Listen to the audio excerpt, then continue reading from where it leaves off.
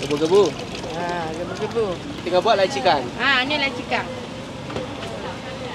Lacikan.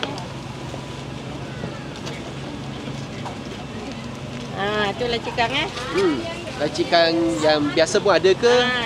Ni lacikan biasa. Ada lagi satu tu cendol lacikan. Bulan puasa dia ada? Tak, sekarang ni lacikan ni dah hari-hari. Hari-hari ada? Ada, sebab orang minta. Yang ni cendol lacikan. Cendol lacikan ni? Ya.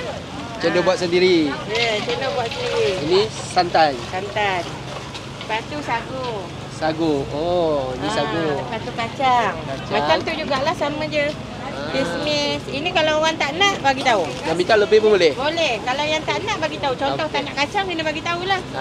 Boleh ya. Ini namanya cendol lacikan. Cendol lacikan. Berapa ringgit kak ni? 10. RM10. Sama harga macam dulu? Tak lama kan? Tak pernah naik harga. Tak pernah naik harga. Jangan kata